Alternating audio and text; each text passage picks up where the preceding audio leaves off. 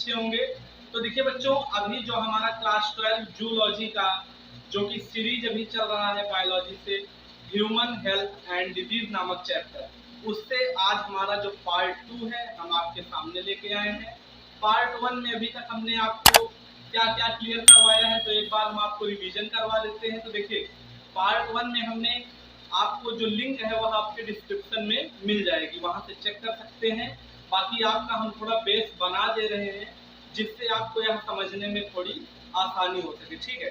तो देखिए बच्चों, अभी पार्ट 1 में हमने आपको बताया था इम्यूनिटी के बारे में। तो इम्यूनिटी क्या होती है? इम्यूनिटी का मतलब होता है कि दी ओवरऑल एबिलिटी, ठीक है, कि हमारे अंदर जो हमारी पूरी क्षमता है किस चीज के लिए, to fight against disease causing pathogen, ठीक है, कि जो भी हमको पैथोजन, जो भी बैक्टीरिया वायरस हमको बीमारियां पहुंचाते हैं, उनसे लड़ने की जो हमारी पूरी ओवरऑल एबिलिटी है उसको हम इम्यूनिटी कहते हैं, ठीक है।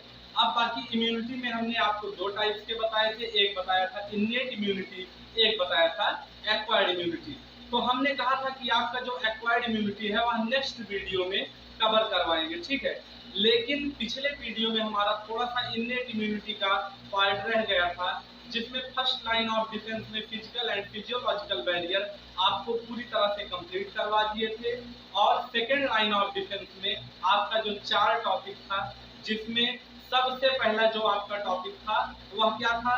तो सबसे पहला आपका जो टॉपिक था वह था आपका सेकेंड लाइन ऑफ डिफेंस में सेलुलर बैरियर, ठीक है। तो सेलुलर बैरियर जो है वो हम आपको लास्ट वीडियो में कवर करवा चुके हैं। डिटेल में पढ़ने के लिए आप जो लिंक है उसको जरूर फॉलो करें, जो कि आपको डिस्क्रिप्शन में मिल जाएगी, ठीक। और उसके बाद बच्चों देखिए, दूसरा जो हमारा था इन्फ्लामेशन, हमारी बॉडी में सूजन क्यों आती है, हमारी बॉडी ओवर रिएक्ट क्यों करती है जब हमें कहीं चोट लग जाता है, कट जाती है, कोई दिक्कत हो जाता है, कई कारण होते हैं इन्फ्लामेशन आने के, या कोई इन्फेक्शन है, ठीक है, तो वह क्या होता है, इन्फ्लामेशन के अंदर आता है, ठीक।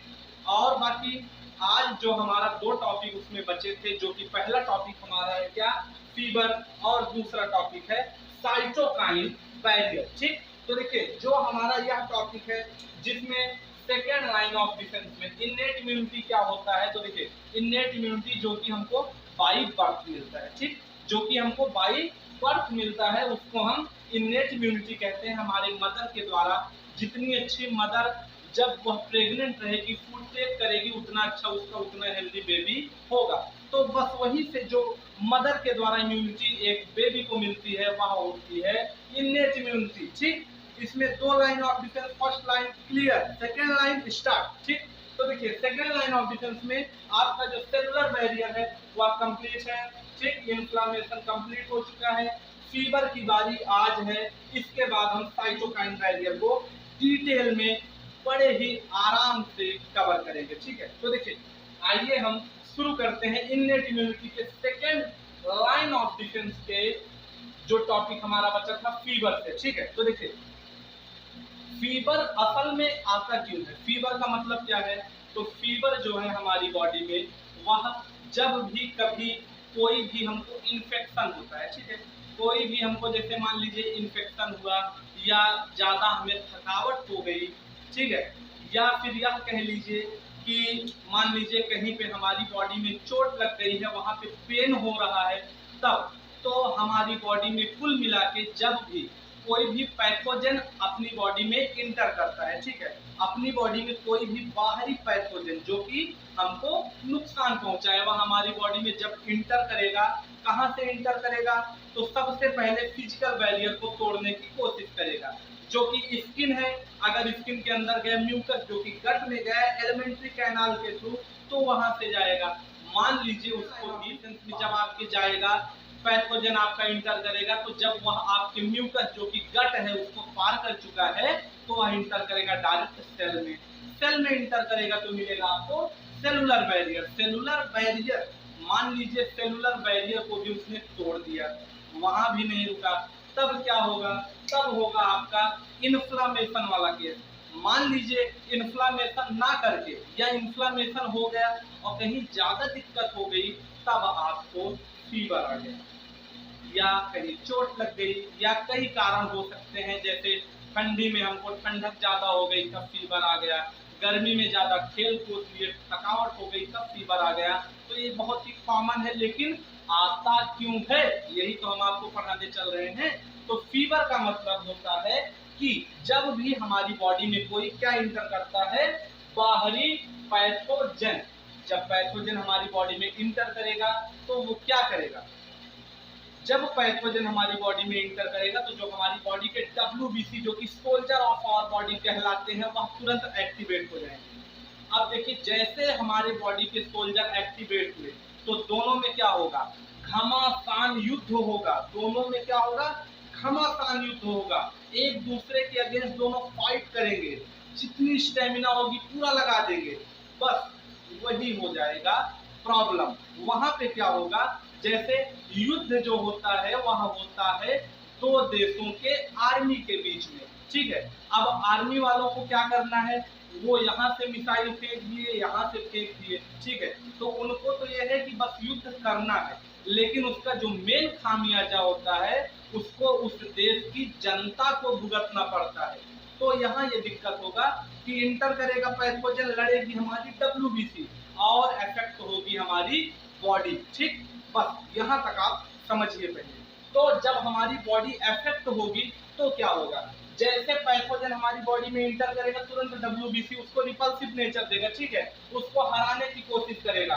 दोनों कुछ ना कुछ रिलीज करेंगे। क्या रिलीज करेंगे, जो हमारा पैथोजन है, पहली बात तो पैथोजन हमको बीमार करने ही आया है, तो यह क्या रिलीज करेगा, टॉक्सिन, ठीक।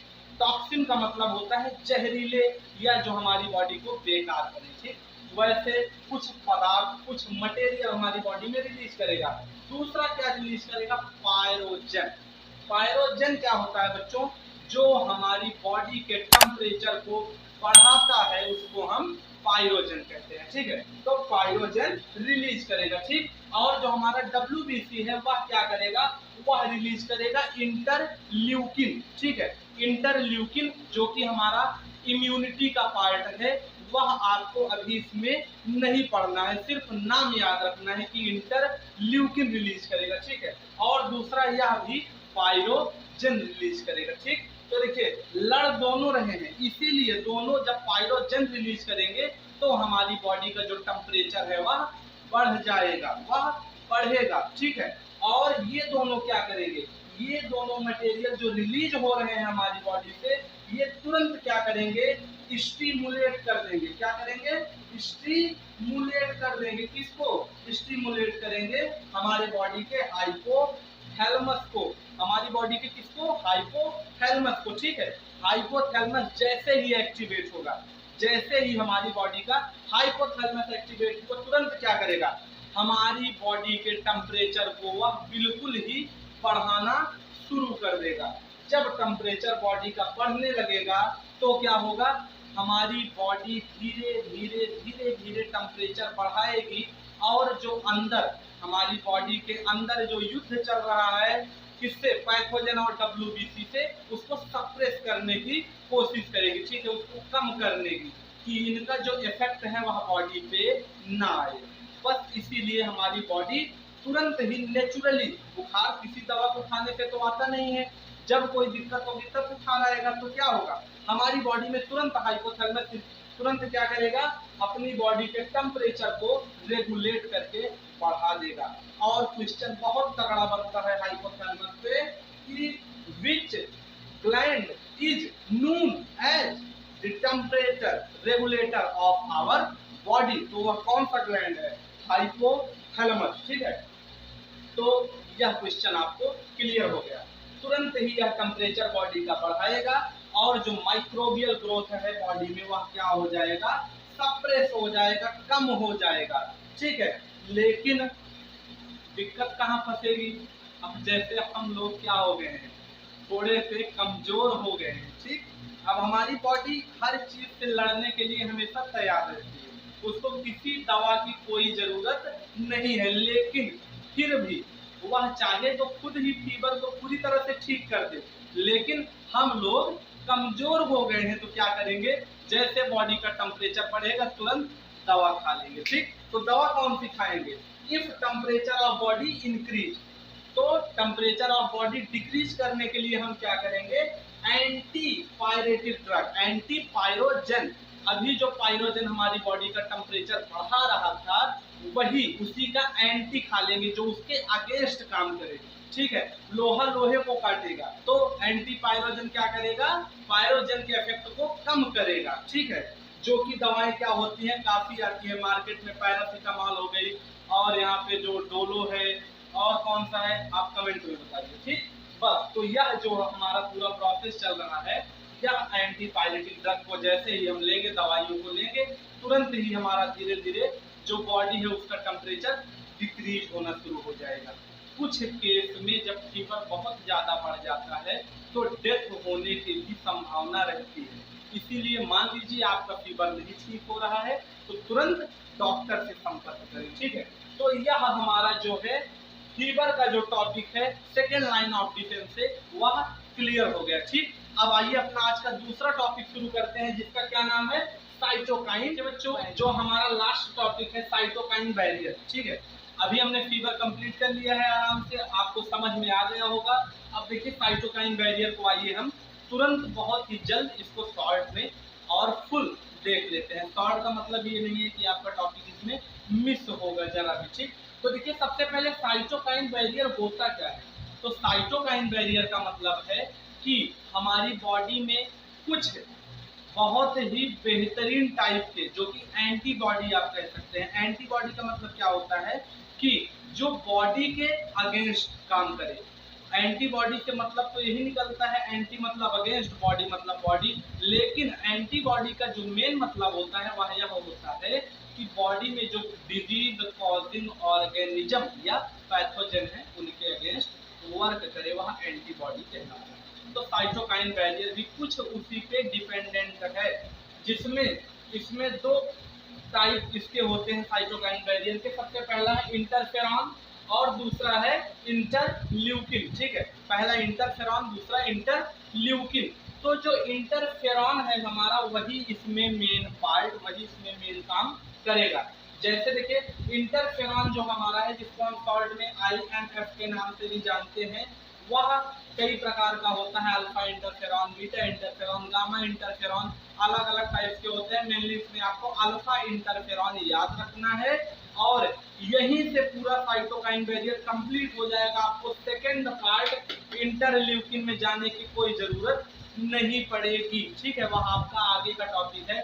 फिर भी हम आपको इसलिए बता दे रहे हैं क्योंकि मान लीजिए कभी ऑप्शन में इंटरफेरॉन के साथ इंटरल्यूकिन दिखता है तो कंफ्यूज नहीं होइएगा। ठीक, तो देखिए आइए हम इसको साइटोकाइन बैरियर को इंटरफेरॉन के द्वारा शुरू करते हैं। तो इंटरफेरॉन को अभी आप यही बेसिकली समझिए कि आपके बॉडी में एंटीबॉडी, एंटी रेजिस्टेंस का काम करता है पैथोजन के अगेंस्ट में। ठीक, तो देखिए अब देखिए इसमें सबसे पहले देखिए इंटरफेरॉन क्या होता है। जब आप यह समझ जाएंगे तो पूरा साइटोकाइन बैरियर आपका कंप्लीट हो जाएगा। ठीक है, तो देखिए इंटरफेरॉन को हम शुरू करते हैं।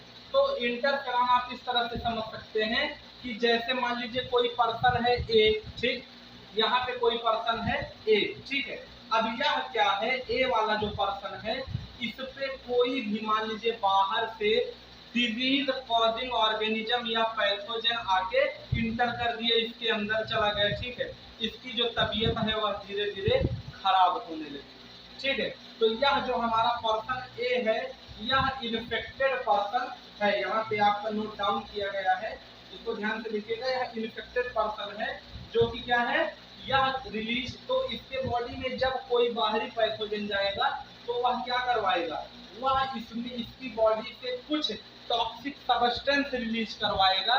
ठीक है, जिससे कि वह अपना जो ग्रोथ है वह और इंक्रीज कर सके उसकी बॉडी में, और उसको और ज्यादा इन्फेक्शन पहुंचा सके। ठीक है, तो देखिए वह जो पैथोजन बॉडी में इसके इंटर करेगा, बाहरी जो हमारा पैथोजन है वह बॉडी के अंदर जब इंटर करेगा तो क्या करेगा, यहाँ से कुछ जो है, यह क्या है, यह इन्फेक्टियस, क्या है बच्चों, इन्फेक्टियस, जो कि कुछ इन्फेक्टियस मतलब कि यह कह सकते हैं आप कि अपने अंदर से कुछ इन्फेक्शन उसकी बॉडी में फैलाएगा। ठीक है, ये इन्फेक्टियस एजेंट आ गए, इसकी बॉडी में इंटर कर गया। अब क्या होगा, अब देखिए अब जो है इसकी बॉडी में इसकी जो बॉडी है वह तुरंत एक एंटीबॉडी बनाना शुरू कर देगी इसके खिलाफ, और खुद तो बनाएगी ही, इसके संपर्क में इर्द गिर्द जितने भी लोग आएंगे, या यूं कहिए कि बॉडी के जैसे मान लीजिए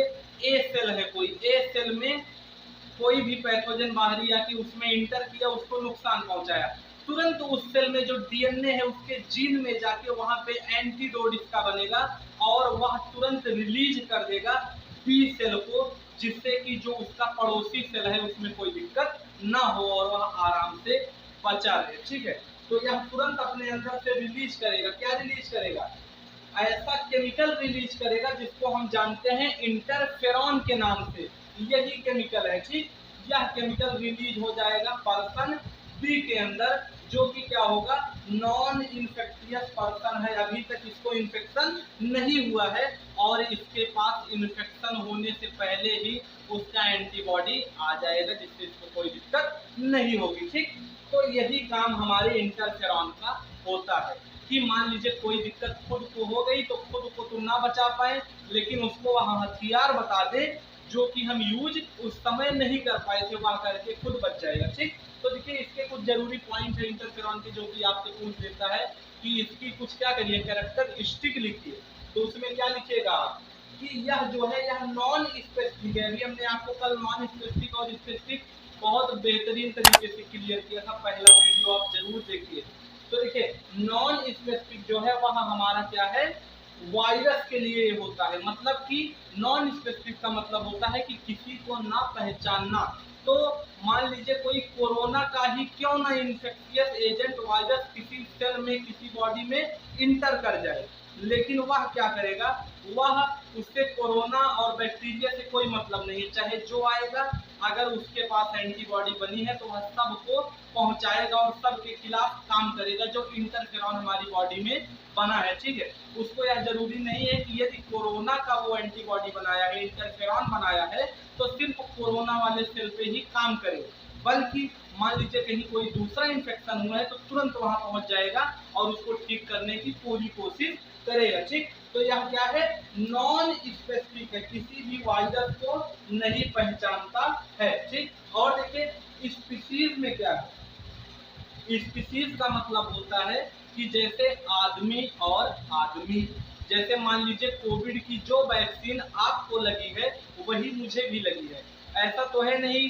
कि हमको गधे वाली वैक्सीन लाके लगा दिए हैं कोई। ठीक है, तो गधे में क्या होगा, स्पीशीज का डिफरेंस हो जाएगा, आदमी गधा, समझ रहे हैं ना, तो उसमें दिक्कत हो जाएगी। ठीक है, तो बस वही चीज है कि जो स्पीशीज है वह स्पेसिफिक होनी चाहिए, मतलब सेम होनी चाहिए, लेकिन वायरस बैक्टीरिया कोई भी हो कोई दिक्कत नहीं, जो होगा सब देखा जाएगा, उसके लिए नॉन स्पेसिफिक है, इंटरफेरॉन तुरंत अटैक कर देगा। ठीक है, लेकिन जो स्पीशीज है, एग्जांपल हमने आपको बताया अभी, उसके लिए स्पेसिफिक होगा कि उसकी जो वैक्सीन है वह हमको नहीं लग सकती और हमारी भी उनको नहीं लगेगी। ठीक, अब देखिए यह क्या होता है, स्मॉल प्रोटीन होता है, कौन, इंटरफेरॉन।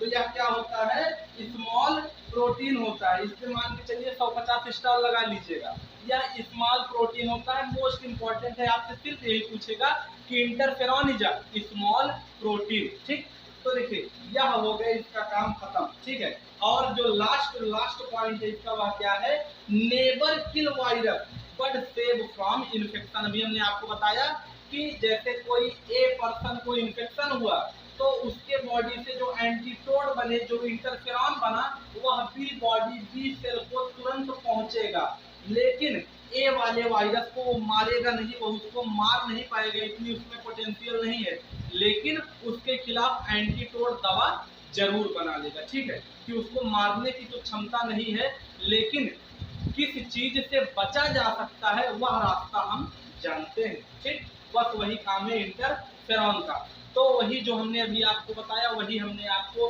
2-3 लाइन में वर्किंग इसका लिख के क्लियर करवा दिया है। जैसे देखिए, a release TIR to be which bind on receptor and help to non infect it. ठीक, यह NCERT की आपकी लाइन है, तो हमने उसको आपके लिए अलग से ले लिया है। ठीक, तो देखिए TIR क्या होता है, यही जो अभी इंटरफेरॉन आपको एक पर्सन जो कि इन्फेक्ट है वह इंटरफेरॉन बी को बचाने के लिए रिलीज करवा रहा है, वही है TIR। उस इंटरफेरॉन का नाम है, ठीक है, क्या है वह? वायरल ट्रांसलेशन इनहिबिटिंग प्रोटीन, कि जो वायरस के ट्रांसलेशन से इनहिबिट करे, मतलब बचा ले हमको, क्या करे? इनहिबिट करे, या ये कह लीजिए कि सेव करे, ठीक, सेव करे, हमको बचा ले उससे, ठीक है। क्या है ये? प्रोटीन है, अभी हमने आपको बता दिया। तो ए जो है वह रिलीज करेगा TIR को बी के पास, ठीक, विच बाइंड ऑन रिसेप्टर, जो कि रिसेप्टर पे जाके बंध जाएगा। अब किसी के घर में जाना है तो उसका गेट नॉक करना पड़ेगा कि डायरेक्ट खिड़की से कूद जाएंगे? पहले गेट खटखटाएंगे। बस वही चीज यहाँ भी है कि किसी सेल को, किसी आदमी को अगर बचाना है तो क्या करेंगे? उसके पास किसी रिसेप्टर में जाके जुड़ जाएंगे, जिससे जो हमारे पास दवा है वह उसको दे सके। ए वाला आदमी जो अपना TIR इंटरफेरॉन है वह दूसरे को दे सके, तो वह कहाँ अटैच करेगा? किसी न किसी बाइंडिंग साइट, जिसको हम रिसेप्टर के नाम से जानते हैं। आपका केमिस्ट्री का केमिस्ट्री इन एवरीडे लाइफ जो चैप्टर है उसमें पूरा रिसेप्टर की जानकारी आप हमारे चैनल पे आपको मिलेगी, डिस्क्रिप्शन लिंक में जरूर चेक करें, ठीक है।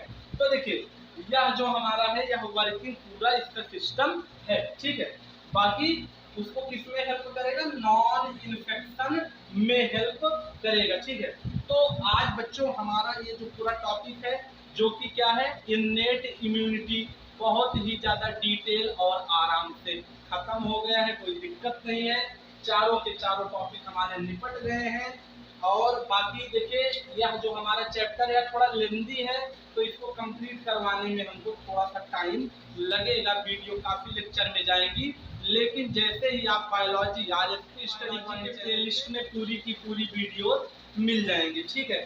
बाकी पढ़ते रहिए, हमारे चैनल पे बने रहिए। चैनल को अगर अभी तक सब्सक्राइब नहीं किए तो जरूर से कर लें, ठीक है। वीडियो को लाइक करें, कमेंट में अपनी राय जरूर से जरूर बताएं, ठीक है। तो चलिए बच्चों चलते हैं, मिलेंगे नेक्स्ट वीडियो में, तब तक के लिए ओके बाय।